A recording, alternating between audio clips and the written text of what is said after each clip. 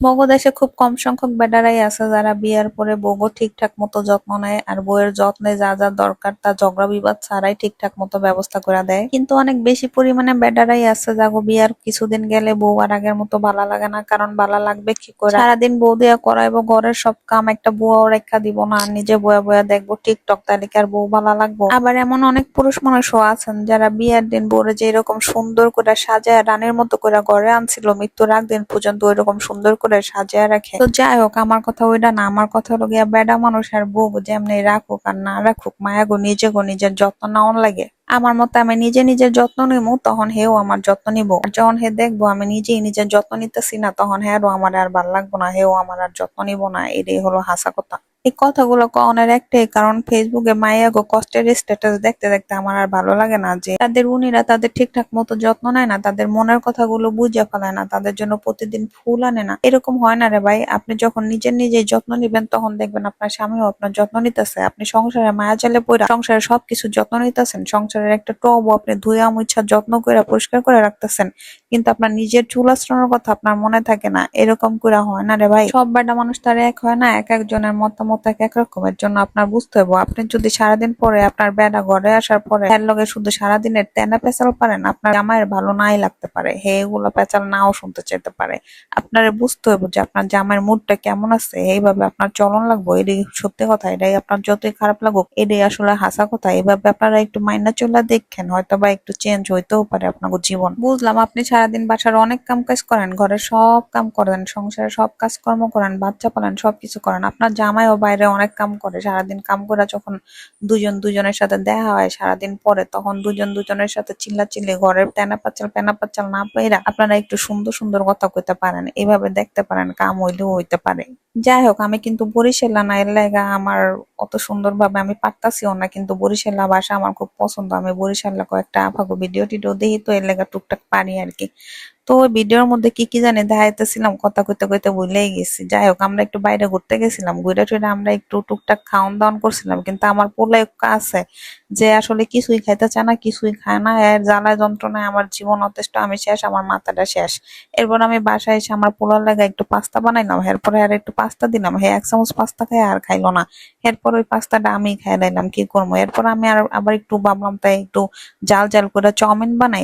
এরপরে আমি বললাম একটু গরু গোস্ত যেহেতু রান্না হইতেছে, এতন কয়েক পিস গরু গোস্ত লয়ে গরু গোস্ত ভর্তা করে এরপর আমি একটু চাউমিন বানাইতেছি গরু গোস্ত ভর্তা দিয়া। এরপরে রামতো যে দেখি আমার বাসায় সস মস কিছুই নাই, সব শেষ হয়ে গেছে। সস হলো টমেটো সস আর মস হলো গিয়া সয়া সস, বুঝছেন? তো আমার বাসায় হলো সস লাগে পানির লাহান, কারণ সব রান্নায় হলো গিয়ে আমি সস ব্যবহার করি। তো লাস্টে আমি টোহায় মোহে একটা সস পাইছিলাম মিনি প্যাক, ওইটা দিয়ে রান্নাম। যাই হোক, খাওয়ানটা মজাই হয়েছে, খাওয়ানটা খারাপ হয় নাই, কারণ এত দামি দামি সবজি দিয়ে রাঁধছি, মজা না হয় আর কি পারে। যা আমগো এই জায়গায় বাঁধাকপির কেজি হইতাছে 80 থেকে 100 টাকা, কিন্তু সকালবেলা নদীর ধারে গেলে দেখা যায় যে বস্তায় বস্তায় বাঁধাকপি ফালাইয়া দিছে। হ্যাঁ, বস্তায় বস্তায় বাঁধাকপি পচা ফালাইয়া দিব, কিন্তু 80 টাকা 100 টাকার কমে মানুষের কাছে বিক্রি করবো না। চিন্তা করছেন? আগে কিন্তু এই বাঁধাকপি মানুষের ছুঁয়াও দেখতো না, গরুরে খাওয়াইতো আর কি। এরপরে সব সবজির এত দাম কি আর কমো, আর কিছু কইতে মন চাইতেছে না। এই যে গাজর দেখতেছেন, গাজর কিনছিলাম 300 টাকা কেজি। যাই হোক, শীত আইতেছে, এরপরে শীতের লাস্টের দিকে হয়তো বা গাজর 20, 30, 40 টাকা কেজি আবার খাইতে পারবো। এই আর কি। আমি ভিডিও বড় করার লাগে আর কি এখানে একটু বড় কইরা আম কি কয় ওইটারে ক্লিপ লইতাছিলাম, কারণ আমার 5 মিনিটের উপরে কয়েকটা ভিডিও দরকার আমার পেজের লাগে। যাই হোক, ভিডিওর শুরুতে মেলা কথা কইয়া লাইছি, কেউ আবার কিছু মনে করেন না। এই ধরনের কথাবার্তা আমি সচরাচর আবার পাবলিকে কখনো কই না, বা সচরাচর কেন, কখনোই জীবনে কই নেই। বান্ধবীগুলো লগে কই আর কি, সেইটা এখন আপনাদের লগেও কইতাছি, কারণ আপনারাও তো আমার বান্ধবী, তাই না? আমার পেজে তো অবশ্য সব মাইয়া মানুষের লেগা, মাইয়া মানুষের দুঃখ কষ্ট একটু কইলাম। আপনাকেও আমি এটাই কইতে চাই যে আপনারা নিজের যত্ন নিজে নিবেন, তাহলে দেখবেন আপনাদের উনিও আপনাদের যত্ন নিতে শিখেছেন। হ্যাঁ, যখন সে দেখবে যে আপনি নিজের যত্ন নিজে নিতে পছন্দ করেন, তখন সেও আপনার যত্ন নিবে। আপনি বাসা সবার যত্ন নিতেছেন কিন্তু নিজের যত্ন নিতেছেন না, তখন কিন্তু সেও আর আপনার যত্ন নিবে না। সেও সেটাতেই অভ্যস্ত হয়ে যাবে যে আপনি শুধু সবার যত্ন নিবেন, কিন্তু তারা আর আপনার যত্ন নিবে না। সব কাজকর্মের মধ্যেও নিজের একটু যত্ন নিবেন। আর সারাদিন পর দুজন দুজনের সাথে দেখা হয়, তখন একটু সুন্দর সুন্দর কথা বলবেন। বাসার সংসারের তো মেলা কথা পইরা থাকে, সেটা তো মুইও জানি। 5,000 কথা তো পইরা থাকে, কিন্তু হের তো 5টা কথা আসলে কওয়ানোর দরকার নাই। হে আসার লগে লগে হ্যার লগে আগে একটু সুন্দর সুন্দর ভালো ভালো কথা কইবেন। হে সারাদিন কি করলো না করলো সেগুলা বিষয়ে হ্যাঁ একটু আগে বেশি প্রায়োরিটি দিবেন, এরপরে নিজের প্যানাপসার গুলো লাস্টে রাইতে খাওয়া দাওয়ার পরে সুন্দর মতো যদি আপনার কইতে মন চায় কইলেন। যাই হোক, এটা হলো গিয়া 2টা জামা, সুতি জামা আর কি, গরমের জামা। এলো মোরে মোর আব্বাই আয়না দিছিলে, আরো কয়েকটা আয়না দিছিলে। তো মুই এই 2টা হলো গিয়া এখন বানাবো, কারণ কয়দিন পরে শীতাইতেছে আর বেশি বানাবো না।